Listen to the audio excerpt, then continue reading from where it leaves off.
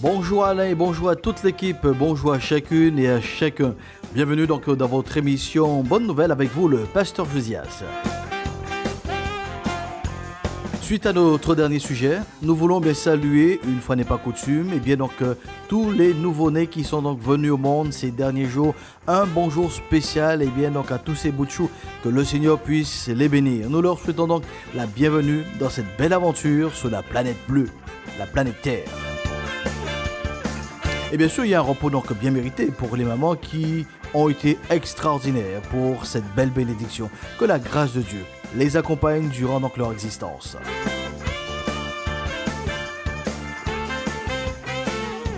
C'est une opportunité pour moi donc de faire à nouveau donc un focus sur la fonction donc du Père.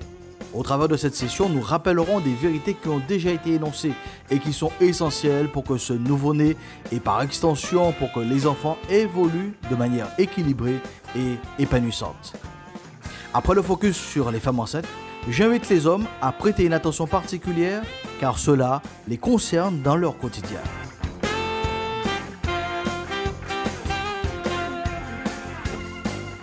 Dans cette session, quand nous parlons donc du Père, nous ne nous adressons pas aux géniteurs ou aux procréateurs, qu'ils soient fidèles à leur épouse ou infidèles ayant donc des enfants ici et là. Nous mettons l'accent sur les fonctions ou les missions que le Père accomplit et bien donc dans la vie donc de l'enfant. Cela revient donc à répondre à cette question: quel est donc l'impact du Père dans la construction de l'enfant, de l'adulte de demain?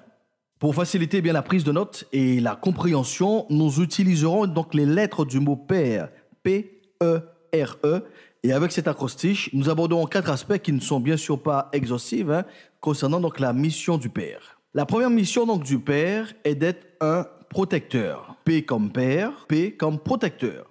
Le dictionnaire nous dit que c'est celui qui, par son action, protège quelqu'un ou quelque chose contre les agressions, les risques quelconques qui pourraient lui nuire. Depuis le commencement, l'homme a cette responsabilité de préserver, de garder le patrimoine, l'héritage que Dieu lui a donné.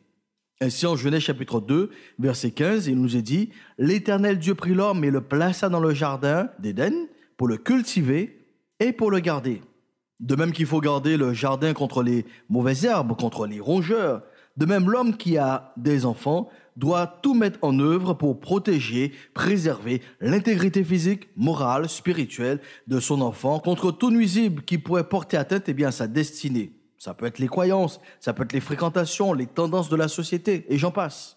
Cette mission de protecteur est appuyée par une deuxième mission où le Père est avec la lettre E, est un éducateur, oui, un enseignant, un instructeur, un pédagogue. C'est une mission qui prend à contre-pied la logique de notre société. L'homme n'est pas là en premier pour apporter la nourriture dans le foyer.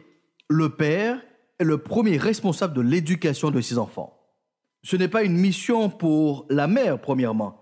Ce n'est pas une délégation pour les professeurs de l'éducation nationale. Le Père a reçu le mandat du Dieu créateur pour poser les valeurs, les normes, les principes, les règles qui permettront à l'enfant de se construire en adulte. En Deutéronome chapitre 6, au verset 6, il est dit ce qui suit: « Et ces commandements que je te donne aujourd'hui seront dans ton cœur, tu les inculqueras à tes enfants, et tu en parleras quand tu seras dans ta maison, quand tu iras en voyage, quand tu te coucheras et quand tu te lèveras. » Une éducation qui touche au quotidien donc de l'enfant et en fonction donc des situations qu'il peut rencontrer. Au-delà donc de la connaissance, au-delà donc du savoir-être, du savoir-faire, le Père a une mission encore plus grande, celle donc d'être un révélateur. Le R de Père comme révélateur. Il faut toujours donc garder à l'esprit qu'un enfant est toujours en devenir. Il marche vers sa maturation pour être un adulte à son tour. Le Père a cette capacité donc de discerner le potentiel de l'enfant. Sa mission à côté de sa progéniture est de tout mettre en œuvre afin que l'enfant découvre le plus tôt que possible le sens, l'utilité donc de sa vie. Ainsi en Proverbes chapitre 20 verset 11, il est dit « L'enfant laisse déjà voir par ses actions si sa conduite sera pure et droite. » Le Père donc investit dans la vie de son enfant. non pas pour réaliser ses aspirations personnelles, mais pour permettre à l'enfant de se réaliser en tant qu'adulte. Ainsi donc, le père est le révélateur du potentiel, du talent de l'enfant, et ce, dans la perspective de sa réussite. Le père peut accomplir cette mission car son expérience de vie l'autorise à être aussi un éclaireur. Deuxième E du lettre père, un éclaireur. Le dictionnaire nous dit qu'un éclaireur, c'est celui qui éclaire les autres, qui a pour mission de partir en avant afin d'observer les lieux et de rapporter les informations susceptibles d'aider à voir clair ceux qui sont restés donc en arrière. Il y a plusieurs dizaines d'années peut-être qui séparent donc le père avec son enfant. Et cette séparation en termes de décennies a une importance capitale. Elle permet au père de faire l'investissement donc de ses expériences, de ses leçons donc de vie, qu'elles soient donc positives ou négatives, donc dans la vie donc de son enfant, afin qu'il ne commette pas bien sûr les mêmes erreurs et surtout qu'il réussisse et aille beaucoup plus loin où le père lui-même est arrivé. Comme dit le dicton, si jeunesse savait et si vieillesse pouvait. En résumé, le père est donc le premier à discerner le potentiel de l'enfant, le premier à investir dans sa vie. Le père est le premier à croire en la réussite de son enfant. Le père est la première personne à se courber pour faire la courte échelle en vue de la réussite de son fils ou de sa fille. En ce jour spécial où les pères sont donc mis à l'honneur, comme dirait Pierre, je n'ai ni argent ni or, je n'ai pas de coffret, de boîte à outils à offrir, donc aux pères qui sont donc à l'écoute. Mais ce que j'ai, je l'offre donc avec tout mon cœur, avec amour, dans le but donc d'encourager, de voir donc les pères de Guadeloupe donc réussir donc dans leur mission. Si tu réussis, je réussis, et si je réussis, tu réussis aussi en tant que père. Et face donc à ces missions, comme je le rappelle, qui sont non exhaustives, car on pourrait trouver bon nombre donc de paramètres qui sont donc importants dans la mission donc du père vis-à-vis donc de son enfant.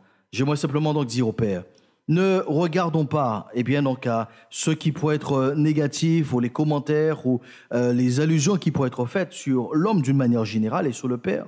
C'est vrai qu'il y a certainement des erreurs qui ont été commises donc dans le passé. C'est vrai qu'il y a des défaillances. C'est vrai que personne n'est parfait. Mais et si nous décidions tout simplement donc de relever le défi et de dire qu'en dépit des erreurs commises, en dépit donc des mauvaises décisions, des choix qui n'étaient pas forcément constructifs, que nous pouvons capitaliser le temps qu'il nous reste, capitaliser la relation qui existe avec donc l'enfant ou les enfants et faire en sorte à ce que nous soyons donc des pères qui s'investissent, qui apportent leur contribution dans la réussite donc de nos enfants.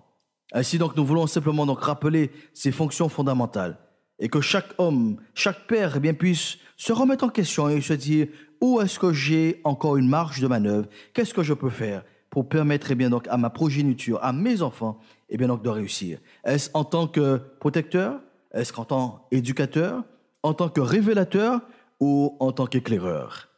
Nous prions que le Seigneur vraiment puisse accorder une grâce particulière donc aux hommes, aux pères spécialement, afin qu'ils puissent donc relever ce défi, non seulement dans leur famille, mais également pour la société.